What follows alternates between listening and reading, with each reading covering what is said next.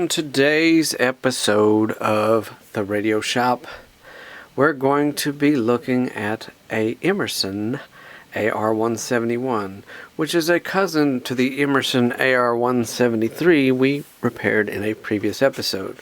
You can go back and look and see that if you wish. It will be posted at the end of the video of this one. You can go back and see the restoration of that one. As you can see, it has a busted radio dial, and I thought the pointer was missing, but I found the pointer had fallen off and it's down in here, which I'll recover it here in a bit. All the knobs are present, which is a good thing. Does have a hole in the speaker grill. We will be replacing some speaker grill cloth with some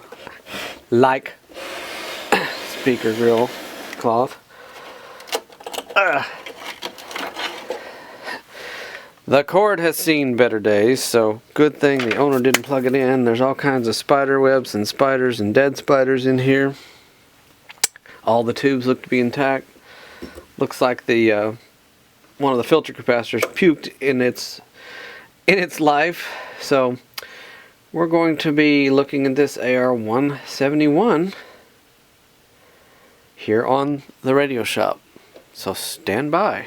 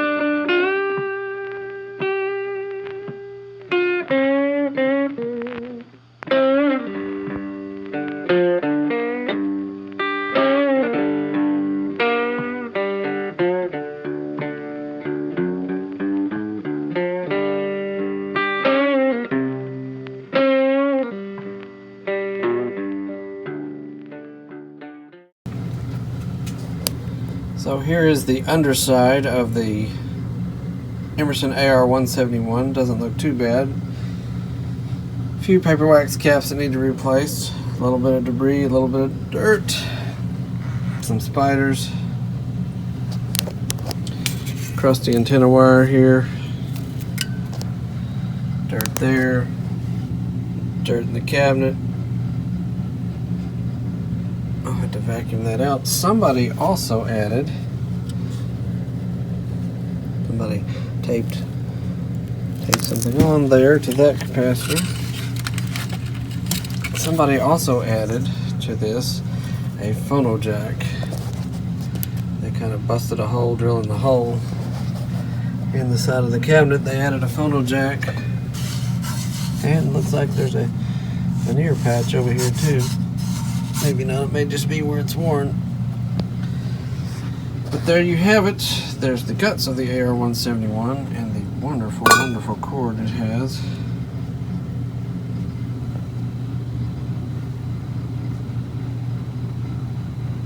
We'll continue.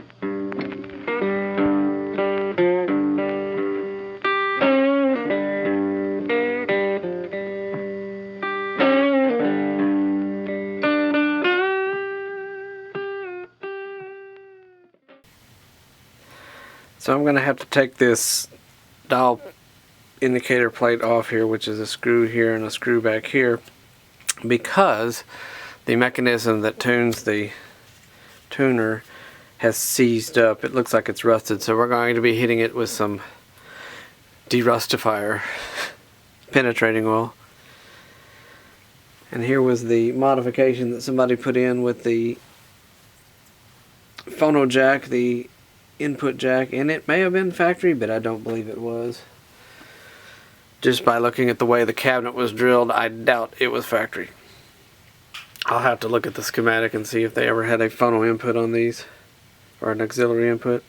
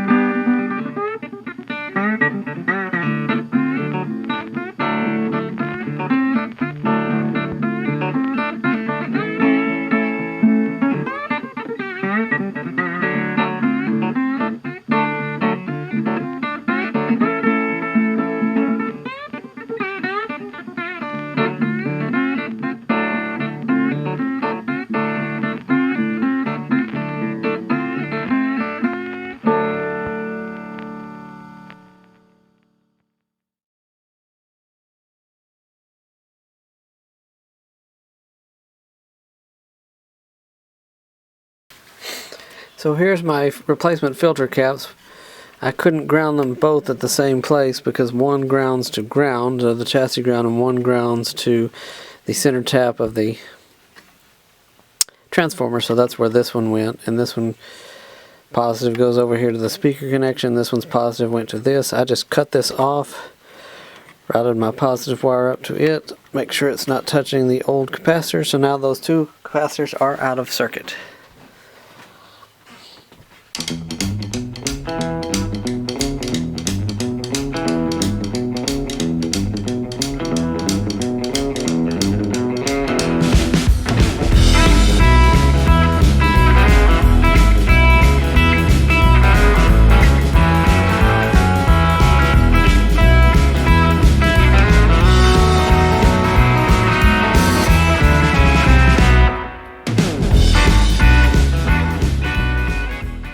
So there is the dial mechanism, the dial faceplate off. I may try to clean it up very carefully because sometimes if you wet these things, the ink will come off of them.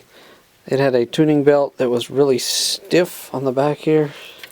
It's like stuck in this position, and the mechanism is rusted that serves the gears for the tuner. So we're going to have to free that up with some PB Blaster or some other type of penetrating oil. The PB Blaster has been my go-to, and no, it's not a paid endorsement. I just happen to use it. Gotta make sure I got all the little parts and pieces that have fallen off. I will have to do a little bit of wire repair here, because it looks like it got chewed on by something right there and right here to the dial lamps. Yeah, well, it wasn't as froze up as I thought it was, but nonetheless it was a little stuck. It just needed some help. So we'll lube that up, clean it up a bit. I may give it a squirt of some blaster anyway, and we'll go from there. We definitely need to clean the gunk out between the tuning capacitor fins because they're pretty full of stuff. So I'll get the pipe cleaners out and carefully do that to not bend any plates. Taking a closer look at this tuning mechanism here. See past the shadow. See how much spiderwebs and gunk there are down inside there. This unit has seen a little bit of moisture, probably from being stored. It was the owner's uncle's, and she wants to see it restored. So I'm going to lube this all up, clean this up, clean the rest of the gunk off here, clean out the tuning capacitor, and we'll go from there.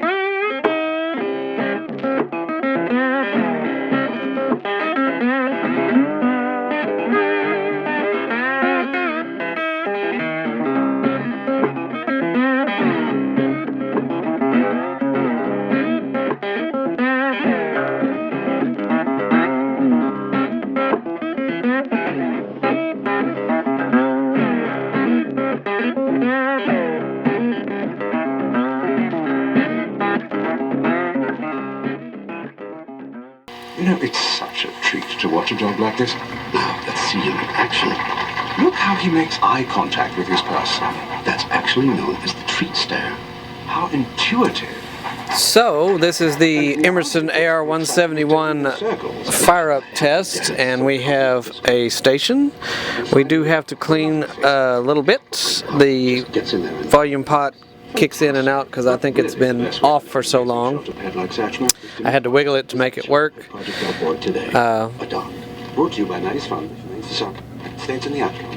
Hello, Paducah. But Myers. Hello. we do have audio, we do have stations, so I need to replace the pilot lamps because they're out. Well, they may actually not be working because, nope, they're out currently. I was going to say because they're not ground hooked to it, but there is a ground hook to them. So, right now the test is successful.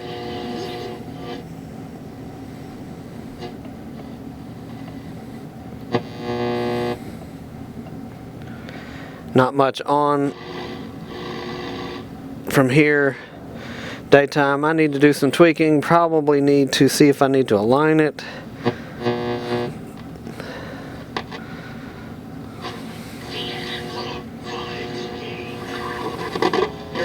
But you can see there's issue with this volume control. So we're going to clean out the volume control and go from there, and we're going to see what else this Emerson can do. But this was the fire-up test to see if the Emerson would live, and it did. So we're going to continue on working on it. We're going to have a new dial belt for it, new dial lamps, and we'll go from there.